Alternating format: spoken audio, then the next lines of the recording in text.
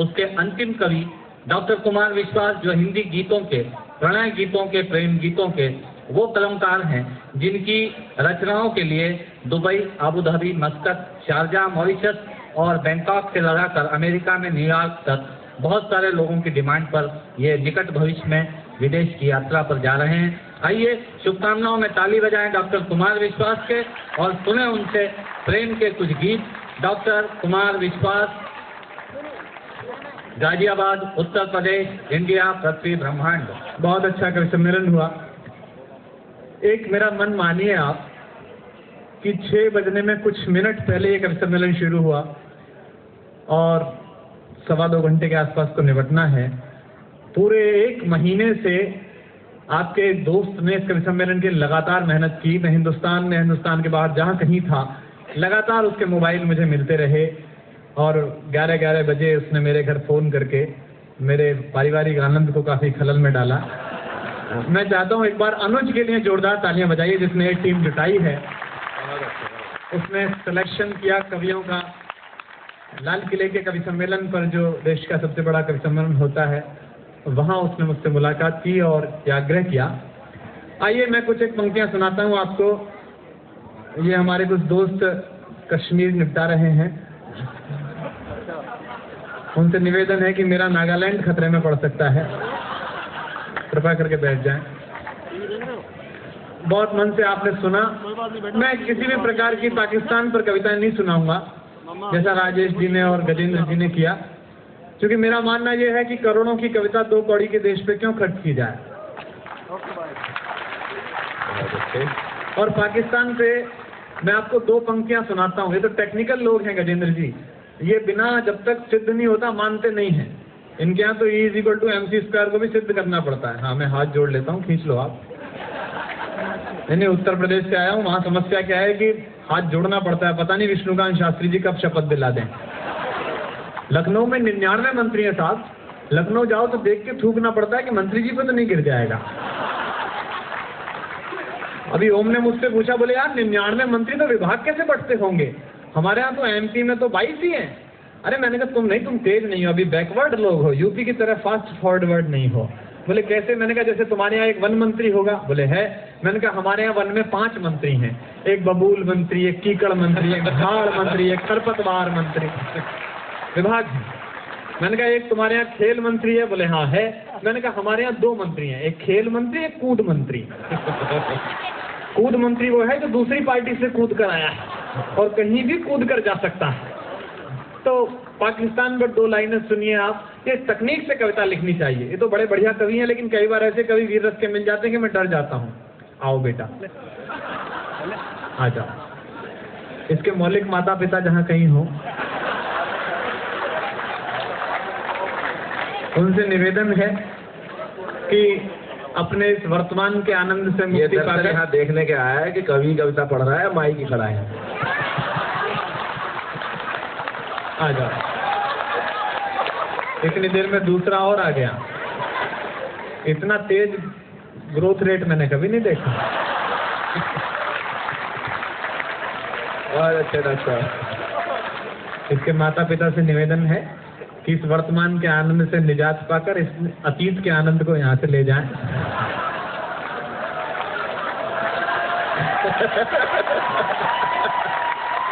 ठीक है, आंदोलन समाप्त, शांत हो जाओ। तो साहब पाकिस्तान पर 2 पंक्तियां सुनिए, इससे बढ़िया क्या हो सकती है कि राख लगाकर जीभ खींच लो पापी पाकिस्तान की। तो गजेंद्र ने मुझसे पूछा राख लगाकर क्यों? मैंने कहा दूसरे की जीभ है, स्लिप मार सकती है। भाई खींचो तो राख लगाकर खींचो, ताकि पूरी की पूरी बाहर आए, वरना जरा सी भी रह गई तो फिर कश्मीर कश्मीर चिल्लाने लगेगा। अभी मेरे एक कवि मित्र ने कविता लिखी, बोले ओ मुशर्रफ, मैं तुझे राणा सांगा की तलवार घोंप के मार दूंगा। अबे मैंने कहा क्या AK-47 के जमाने में पुरानी तलवार घुमा रहा है? और वो बोले डॉक्टर साहब इसके बड़े फायदे हैं, धार से मरेगा, नहीं तो इतनी पुरानी है कि सेप्टिक से तो मर ही जाए। लेकिन आप लोगों के बीच खड़े हैं, भारत प्रगति कर रहा है, आप लोगों को देख के अच्छा लगता है, आप भारत उदय के सपने हैं। मैं काफी फील गुड कर रहा हूँ यहाँ पर खड़े होके। अभी मैं पिछले दिनों में और ओम गए थे अमेरिका, न्यू जर्सी में कवि सम्मेलन था।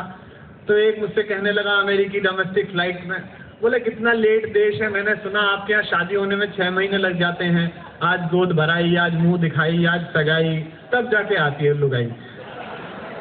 आपके यहाँ तो बड़ा लेट मामला है, हमारे यहाँ तो ईमेल से शादी कर लेते हैं। मैंने कहा बहुत प्रगति की, शुक्र है तुम्हारे यहाँ ईमेल से करते हैं भैया, हमारे यहाँ तो अभी भी फीमेल से ही करते हैं।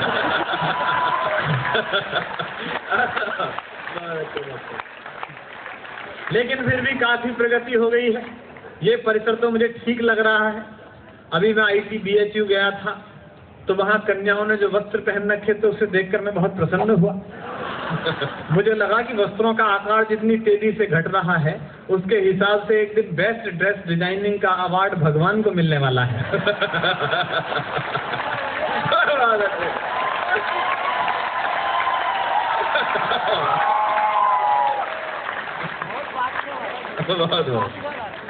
हालांकि भगवान के सामने संकट ये होगा कि वो अवार्ड लेने जा नहीं पाएंगे। मैं इसीलिए तब से प्रार्थना में लगा हुआ हूँ कि यदि भगवान प्रसन्न हो गए और वर मांगने को कहा तो मैं तो कह दूंगा भगवान उस अवार्ड सेरेमनी में ही भेज दो बस आप। अब तो क्या मांगू।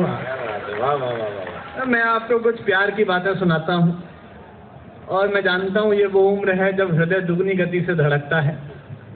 उसी मस्ती के साथ आप सुनिए, वो चली गई, कह रही थी कि मैं जहाँ से आई हूँ वहाँ पागलों का इलाज होता है। ऐसा नहीं है, मैं पंक्तियाँ पढ़ता हूँ, आह वाह करते रहिएगा, इससे मुझे भ्रम रहेगा कि मैं जमा और आपको भ्रम रहेगा कि आप अक्लमंद हैं। मोक्ष की उपलब्धि हो रही है, सुनेगा। कि कोई दीवाना कहता है,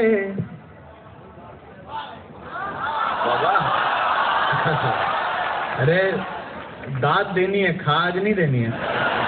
सुनेगा, मस्ती के साथ सुनेगा, इसका वॉल्यूम बढ़ा दो भाई, मेरा कम है। कि कोई दीवाना कहता है, कोई पागल समझता है। नौजवान दोस्त मेरा साथ दें। हाँ। मैं समझ गया कि तुम हो। कोई दीवाना कहता है, कोई पागल समझता है, मगर धरती की बेचैनी को बस बादल समझता है। मगर धरती की बेचैनी को बस बादल समझता है। मैं तुझसे दूर कैसा हूँ, तू मुझसे दूर कैसी है। अब दिल धड़के तो उसे तालियों में बदलना। मैं तुझसे दूर कैसा हूँ, तू मुझसे दूर कैसी है। ये तेरा दिल समझता है या मेरा दिल समझता है। ये तेरा दिल, ये इस बार के सेमेस्टर में आने वाली है। कि मोहब्बत एक एहसासों की पावन सी कहानी है। बहुत अच्छे। तुम यहाँ थे? मैं तो तुम्हें आगरा में ढूंढ रहा था। कि मोहब्बत एक एहसासों की पावन सी कहानी है। कभी कबीरा दीवाना था, कभी मीरा दीवानी है। यहाँ सब लोग कहते हैं मेरी आंखों में आंसू है। ये पंक्ति सुनना और आप तक पहुंच जाए तो सूचित करना। यहाँ सब लोग कहते हैं मेरी आंखों में आंसू है। जो तू समझे तो मोती है, जो ना समझे तो पानी है। जो तू समझे तो मोती है। और एक बात और ध्यान से सुनना, आप उस दौर में हैं जब आप विशिष्ट हैं। जीवन को इस तरह जीना कि कोई मिले कभी तो खुद से नजर मिला सको। गालिब ने कहा, यह गालिब का शहर है दिल्ली, किसी से मिलने पर शेर सुनना बड़े शायर का। मत पूछ के क्या हाल है मेरा तेरे आगे, मत पूछ के क्या हाल है। मैं REC में पढ़ता था, एक सेमेस्टर छोड़कर भाग आया और यहाँ पढ़ा रहा हूँ क्योंकि मुझे लगा it's better to be a good poet than a bad engineer. अब तो मैं अपना ही भविष्य बिगाड़ रहा होता हूँ, पूरा बिगाड़ रहा हूँ, तब तो मैं देश का बिगाड़ रहा होता। तब पंक्ति पढ़ता हूँ। गालिब ने कहा, मत पूछ के क्या हाल है मेरा तेरे आगे, तू देख के क्या रंग है तेरा मेरे आगे। क्या बात। सब पंक्तियां सुनना। कि समंदर तीर का अंदर है लेकिन रो नहीं सकता। लड़कों की खास बात चाहिए मुझे इस पर। समंदर तीर का अंदर है लेकिन रो नहीं सकता, ये आंसू प्यार का मोती है इसको खो नहीं सकता। क्या बात है, वाह वाह वाह वाह। ये आंसू प्यार का मोती है इसको खो नहीं सकता, मेरी चाहत को दुल्हन तू बना लेना मगर सुन ले। और जो खुददार लोग हैं उनकी तालियां लहरती दिखाई दे। मेरी चाहत को अपना तू बना लेना मगर सुन ले, जो मेरा हो नहीं पाया वो तेरा हो नहीं पाया, जो मेरा हो नहीं पाया। और एक मुक्तक और सुनिए, इसके बाद मैं कविता पढ़ता हूँ। प्रेम में जैसा गजेंद्र सोलंकी ने बताया, भारत बड़ा हिपोक्रेट देश है। प्रेम हिंदुस्तान में एक ऐसा विषय जिसमें केवल थ्योरी की क्लास चलती है। मैं आपको 4 पंक्तियां पढ़ा था, सुनिएगा 4 पंक्तियां, और ये बिल्कुल मस्ती की पंक्तियां हैं। बरसों प्रेम लिखने के बाद यदि आप प्रेम करें तो क्या दिक्कत आती है देश में। सुनिएगा कि भ्रमर कोई कुमुदनी पल, मस्ती के साथ सुनना और मैं जो सुनाना चाह रहा हूं वहीं पहुंचना, वरना स्लिप हो सकती है बात। भ्रमर कोई कुमुदनी पर मचल बैठा तो हंगामा, हमारे दिल में कोई ख्वाब पल बैठा तो हंगामा, अभी तक डूब कर सुनते थे सब किस्सा मोहब्बत का। और प्रोफेसर की भी दाद चाहता हूँ इन बच्चों के साथ। अभी तक डूब कर सुनते थे सब किस्सा मोहब्बत का, मैं किस्से को हकीकत में बदल बैठा तो हंगामा, मैं किस्से को हकीकत में बदल बैठा तो। एक प्यार की गीत सुनाता हूँ, क्योंकि देखिए राजनीति की भाषा मुझ पे आती नहीं। अब राजनीति की भाषा इतनी घटिया हो गई है कि हम बोल भी नहीं सकते। दिल्ली में भी चुनाव हुए तो मेरे भाजपाई और कांग्रेसी 2 दोस्त लड़ पड़े एक दिन शाम को डिस्को में। तो भाजपाई बोले काहे की सोनिया गांधी, सोनिया गांधी क्या किया तुम्हारी सोनिया गांधी ने देश के लिए, 2 बच्चे ही तो पैदा किए। तो भाजपाई बोला और तुम्हारे अटल बिहारी वाजपेयी वो भी नहीं हुए। वो आपस में उनकी ऐसी भाषा हो गई। तो इस पर क्या कविता लिखे। और अटल जी के लिए टिप्पणी की संदीप ने, मुझे अच्छा नहीं लगा। अटल जी 80 वर्ष के आदमी हैं, पूरे जीवन जिस आदमी को बहू नहीं मिली उसे बुढ़ापे में बहुमत मिला, ये उनकी खुद की उपलब्धि है।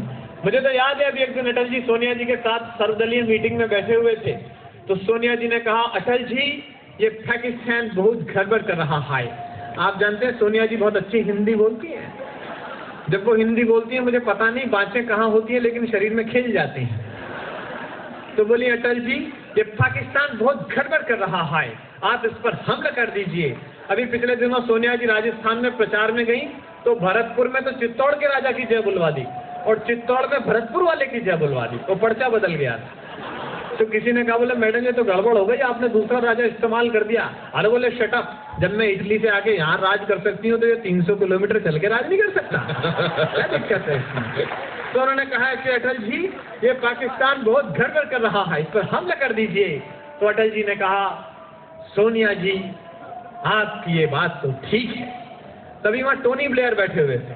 टोनी ब्लेयर आप जानते हैं ब्रिटेन के प्रधानमंत्री हैं, जॉर्ज बुश के छोटे वाले पामेरियन हैं। वो भी वहाँ बैठे हुए थे। उन्होंने कहा, नहीं नहीं नहीं अटल जी आप हमला मत कीजिए, आप बड़े भाई हैं, दक्षिण एशिया में शांति का संकट पैदा हो जाएगा। तो अटल जी बोले, टोनी जी आपकी ये बात तो ठीक है। तभी एक पत्रकार बोला था, आपकी समझ में नहीं आ रही है, इसकी भी ठीक कह रहे हो, इसकी भी ठीक कह रहे हो, आप तो कुछ कर ही नहीं रहे हो। बोले यार बात तो तुम्हारी भी ठीक। तो 27 दलों की सरकार चलानी है तो मैं आपको राजनीति में नहीं प्रेम से कविता सुनाता हूँ, क्योंकि प्रेम सफल हो जाए तो आदमी विवेक ओबराय हो जाता है और असफल हो जाए तो सलमान खान हो जाता है। और मैं आप सबको विवेक ओबराय देखना चाहता हूँ। अब आप भी क्यों ना हो साहब, वो स्त्री जिसके लिए वो दोनों पागल हैं वो सुंदरी इतनी है, भगवान ने पूरी समर वैकेशन खराब करके बनाई है। मैं तो अभी कहाँ पढ़ाता हूँ कॉलेज में, तो मेरा एक विद्यार्थी आत्महत्या के लिए चढ़ गया। गाजियाबाद में हमारे यहाँ कौशाम्बी में 12 मंजिली इमारत है, ऊपर चढ़ गया। तो उसके उनका पिता का फोन आया, बोले सर चले आइए, आपका शिष्य बहुत परेशान है, आत्महत्या करना चाह रहा है। तो मैं गया, मैंने कहा अभिषेक बेटा नीचे आ जा, आत्महत्या मत कर, मैं तुझे वो नई वाली मोटरसाइकिल दिलाऊंगा, वो हुड़ी बाबा। बोला नहीं गुरुजी मैं कूद कर मरूंगा, मेरी बेइज्जती हुई है। अरे मैंने कहा नीचे आ जा, ओम व्यास और मैं अमेरिका जा रहे हैं इस बार स्विट्जरलैंड, तो मैं ओम व्यास की घरवाली के टिकट पे तुझे ले चलूंगा। बोला नहीं गुरुजी इसमें तो ज्यादा रिस्क है, मैं कूद के ही मरूंगा। तो मैंने कहा, मैंने मन रखने के लिए कह दिया। अरे मैंने कहा मैं कलकत्ता गया था तो वो ऐश्वर्या राय की माँ वृंदा राय मेरी फैन हो गई, मैं तेरी ऐश्वर्या राय से शादी करा दूंगा, नीचे आ जा। बोला गुरुजी ऐश्वर्या राय कौन है? मैंने कहा फिर तू कूद के ही मर जा। फिर तू कर भी क्या रहा है? मेरा कई बार मन करता है कि मैं गजेंद्र सोलंकी को उस वाली बिल्डिंग पर ले जाऊं, लेकिन डर ये है कि ये भी हो सकता है कि ये वहीं रहे और मैं नीचे आ जाऊं। ये शरीर का मामला है। तो मैं एक कविता सुनाता हूँ आपको, मोहब्बत में सच की कविता, और इसमें दिल धड़के आवा मिले। पहली पंक्ति से जुड़िए, आपको मेरा नाम याद नहीं रहेगा, ये कवि सम्मेलन याद नहीं रहेगा, लेकिन इस कविता का शीर्षक पगली लड़की याद रहेगा। इसका एल्बम भी जल्दी आएगा, और इसे अब पहली बार मुझसे सुन लीजिए, अगली साल तक ये पहुंचेगी बात, आपको सुनेगा। मावस की काली रातों में दिल का दरवाजा खुलता है। ये ऐसे जैसे मैं आपके बारे में बात कर रहा हूँ, चाहे T5 में रहते हो चाहे बॉय हॉस्टल में रहते हो। मावस की काली रातों में दिल का दरवाजा खुलता है, जब दर्द की प्याली रातों में गम आंसू के संग घुलता है, जब पिछवाड़े के कमरे में हम निपट अकेले होते हैं, अकेले होते हैं। मुरारी बापू की कथा की तरह मत सुनना, आह वाह करते रहना। जब पिछवाड़े के कमरे में हम निपट अकेले होते हैं, अकेले होते हैं, जब घड़ियां टिक टिक चलती हैं, सब सोते हैं हम रोते हैं। जब घड़ियां टिक टिक चलती हैं, सब सोते हैं हम रोते हैं, जब बार बार दोहराने से सारी यादें चुक जाती हैं, जब ऊंच नीच समझाने में माथे की नस दुख जाती हैं। पंक्तियां सुनना, और अगली दो पंक्तियों पर जितने भी लोग हों सबके हाथ खुलते हुए देखना चाहता हूं। जब ऊंच नीच समझाने में माथे की नस दुख जाती है, तभी पगली लड़की के बिन, तभी पगली लड़की के बिन जीना गद्दारी लगता है, और उस पगली लड़की के बिन मरना भी भारी लगता है। मावस की काली रातों में दिल का दरवाजा खुलता है, जब दर्द की काली रातों में।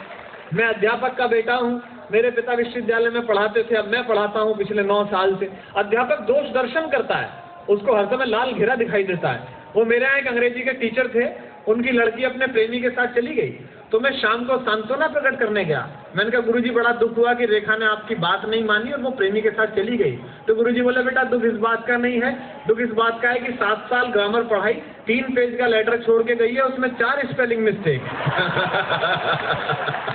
उनकी सुनिएगा, जो अध्यापकीय परिवेश से जुड़े हुए लोग हों, शुद्ध कविता सुनिएगा। मैं भारत के सबसे तेज और फर्टाइल ब्रेन के सामने खड़ा हूं, इसलिए ऐसा ना लगे कि हिंदी की कविता सिर्फ ठहाके की कविता है। हिंदी की कविता के पास कुछ है, और पहुंचता हो तो मुझे सूचित कीजिएगा। सुनेगा, तब एक पगली लड़की के बिन जीना गद्दारी लगता है, और उस पगली लड़की के बिन मरना भी भारी लगता है, जब पोथे खाली होते हैं। कविता पहुंचे तो सूचित करें। जब पोथे खाली होते हैं, जब हर सवाली होते हैं, जब गजलें रात नहीं आती, अफसाने गाली होते हैं, जब बासी फीकी धूप समेटे दिन जल्दी ढल जाता है, दाद मिले, जल्दी ढल जाता है, जब सूरज का लश्कर छत से गलियों में देर से जाता है, जब जल्दी घर जाने की इच्छा मन ही मन घुट जाती है, जब कॉलेज से घर लाने वाली पहली बस छूट जाती है, पहली बस छूट जाती है, पहली बस छूट जाती है। पंक्ति सुने, अगली 2 शरारती पंक्ति। पहली बस छूट जाती है, जब बेमन से खाना खाने पर माँ गुस्सा हो जाती है, जब लाख मना करने पर भी पारो पढ़ने आ जाती है, जब लाख मना करने पर भी पारो पढ़ने आ जाती है। ये पंक्ति पहुंचे कविता की और आपकी तालियां उठे। पारो पढ़ने आ जाती है, जब अपना मन चाहा हर काम, जब अपना मन चाहा हर काम कोई लाचारी लगता है, तब एक पगली लड़की के बिन जीना गद्दारी लगता है, और उस पगली लड़की के बिन मरना भी भारी लगता है। अगला वन कुंवारों को समर्पित है और कामयाब कुंवारों को समर्पित है। आप लोग मोस्ट वांटेड लोग हो अपने मोहल्ले के, मैं जानता हूं, और खासकर जो फाइनल ईयर वाले हैं वो ज्यादा ही वांटेड हैं। स्थिति यह है कि मैं गजेंद्र सोलंकी जी की कॉलोनी में गया, मैंने एक आदमी से पूछा हालांकि कुंवारे लोग बहुत प्रसिद्ध होते हैं, लेकिन पड़ोसी की नजर में गिद्ध होते हैं। तो मैंने उससे पूछा, मैंने कहा आपको गजेंद्र सोलंकी का घर पता है? बोले हाँ पता है, इधर से इधर चले जाना, लेकिन प्लीज उनको मेरे घर का पता मत बताना। ये रेपुटेशन हो जाती है। कुंवारे लोग सुने सबसे शरारती बंद इस कविता का, और हर पंक्ति में आनंद आएगा सुनेगा। जब कमरे में सन्नाटे की आवाज सुनाई देती है, कुंवारे की एक्सपायरी डेट निकल जाए तो उसे बम बम भी छम छम की तरह लगती है। जब कमरे में सन्नाटे की आवाज सुनाई देती है, जब दर्पण में आंखों के नीचे झाई दिखाई देती है, जब बड़की भाभी कहती हैं कुछ सेहत का भी ध्यान करो, जब बड़की भाभी कहती हैं कुछ सेहत का भी ध्यान करो, क्या लिखते हो लल्ला दिन भर, कुछ सपनों का सम्मान करो, जब बाबा वाली बैठक में कुछ रिश्ते वाले आते हैं, जब बाबा हमें बुलाते हैं हम जाते में घबराते हैं, जब साड़ी हाय हाय मत करो आगे सुनो, जब बाबा हमें मनाते हैं, सुनेगा पंक्ति शरारती पंक्ति सुने आनंद लीजिए। जब बाबा वाली बैठक में कुछ रिश्ते वाले आते हैं, जब बाबा हमें बुलाते हैं हम जाते में घबराते हैं, जब साड़ी पहने लड़की का एक फोटो लाया जाता है, वो एक अलग स्टूडियो में खिंचवाया जाता है और लकड़ी के गुलदान पे कोहनी टिका के देखा होगा आपने। और एक बात और बता दूं, कितनी जीन्स पहन लो फोटो साड़ी वाला ही जाना।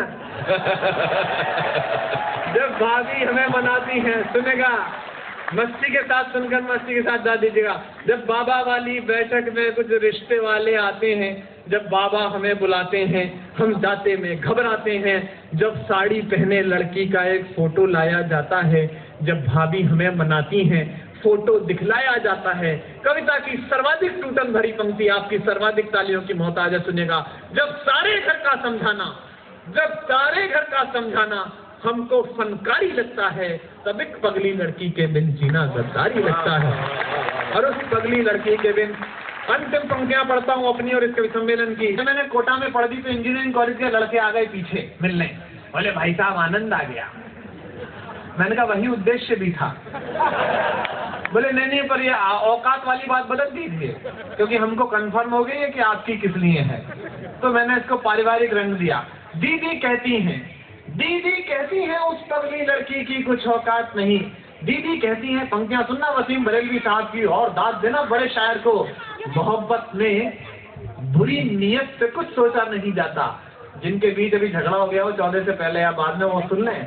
मोहब्बत में बुरी नीयत से कुछ सोचा नहीं जाता, कहा जाता है उसको बेवफा समझा नहीं जाता, कहा जाता है उसको बेवफा समझा नहीं जाता। दीदी कहती है, दीदी कहती है उस पगली लड़की की कुछ औकात नहीं, उसके दिल में भैया तेरे जैसे प्यारे जज्बात नहीं। वो पगली लड़की मेरी खातिर 9 दिन भूखी रहती है, चुप चुप सारे व्रत करती है, पर मुझसे कभी न कहती है। मातृशक्ति बैठी है, महिलाओं को व्रत करने का बहाना चाहिए। अभी मैं ओम जी के गया करवा चौथ के दिन, तो ओम जी की पत्नी मारवाड़ की है, वो व्रत रखती है करवा चौथ पे, तो मौन व्रत रखती है।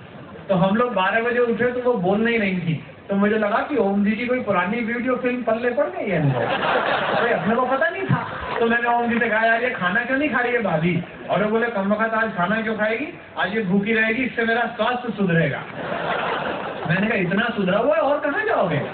बोले नहीं सुधरेगा इससे। फिर मैंने 5 बजे फिर पूछा, क्योंकि अपन तो REC से शुरू हुए थे इंजीनियरिंग कॉलेज से। मैंने कहा टेक्निकल डिफरेंस है यार बात में। बोले क्या? मैंने कहा मैं जानना चाहता हूँ कि गाय के भूसा छोड़ देने से सांड की पर्सनैलिटी कैसे निकल सकती है? लेकिन देश है या कुछ भी हो सकता है, सुनेगा। दीदी कहती है, अंतिम पंक्तियां सुनिएगा, था के और तालियों के बीच विदा हो। दीदी कहती हैं उस पगली लड़की की कुछ औकात नहीं, उसके दिल में भैया तेरे जैसे प्यारे जज्बात नहीं। वो पगली लड़की मेरी खातिर 9 दिन भूखी रहती है, चुप चुप सारे व्रत करती है, पर मुझसे कभी न कहती है। जो पगली लड़की कहती है मैं प्यार तुम्ही से करती हूँ, लेकिन मैं हूँ मजबूर बहुत, अम्मा बाबा से डरती हूँ। उस पगली लड़की पर अपना कुछ भी अधिकार नहीं बाबा, ये कथा कहानी किस्से हैं कुछ भी तो सार नहीं बाबा। बस उस पगली लड़की के संग, बस उस पगली लड़की के संग जीना फुलवारी लगता है, और उस पगली लड़की के बिन मरना भी भारी लगता है। और आपसे कहना चाहता हूँ कि सितारों को आंखों में महफूज रख लो, सितारों को आंखों में महफूज रख लो, बहुत दूर तक रात ही रात होगी, मुसाफिर हैं हम भी मुसाफिर हो तुम भी, इसी मोड़ पर फिर मुलाकात होगी। बहुत बहुत आभार, बहुत बहुत धन्यवाद डॉक्टर कुमार। अब मैं चाहूंगा कि हमारे BSW प्रोफेसर A.K. दुबे वो मंच पर आए और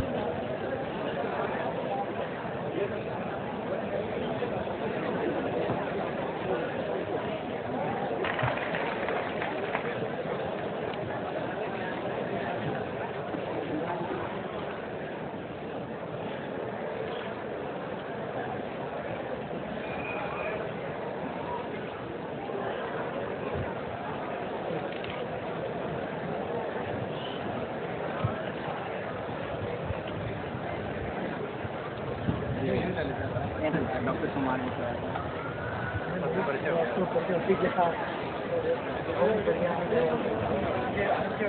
फादर जो है हमारे पहले से फैन में